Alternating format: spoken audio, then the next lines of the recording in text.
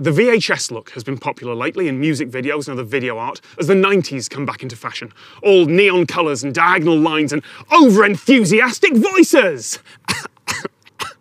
I cannot keep that up.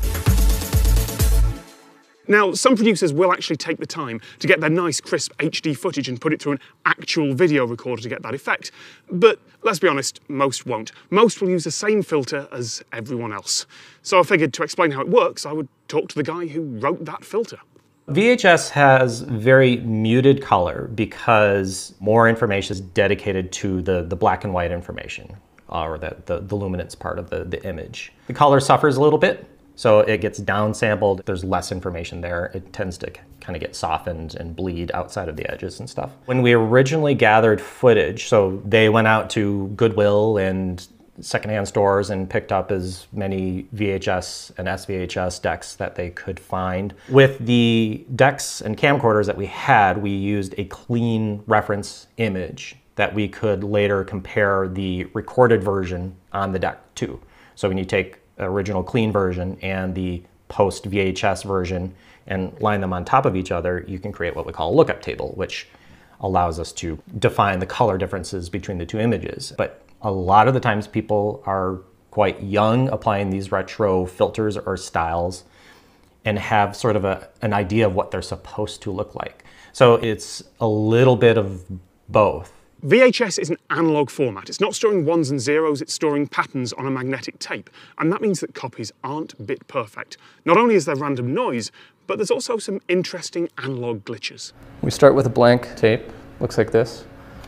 When you throw it into one of the VCR decks, one of them has the lid off of it, and that is the one that actually died making the VHS transitions. That one went through a lot, and all of that got printed onto this tape. Essentially just taking the device and then do a lot of bad things to it. While the tape is loaded in through the playback heads, you can run a magnet across them and really mess up how it's going to play that back, and tracking be damned. It'll flutter and it'll be all over the place. This one, I believe, died based on a belt failure, but that belt failed while I was using 2 pencil erasers that were taped to my fingers, slowing down the head while dropping a magnet on top of it. It was interesting. And then all of a sudden, it just mechanically stopped. The hardest part about that was just getting the tape out. There is a section in the code that is just called tape damage. There are things like what we call the pop lines. When you are recording tape and you get pieces of dust or debris or whatever stuck to the tape and it rolls across the scan head, that one line will just create like a streak across the screen. And then there's also a scrolling wrinkle. Generally it's repeating because often that happens when the tape jams up or something like that, and you end up with a bunch of wrinkles that somebody then reassembled the tape back. Of course, there are some things that a filter can't add, like camera angles and neon typography and fake enthusiasm. But perhaps some things are better left in the past. And there's more from Tom at the same time next week.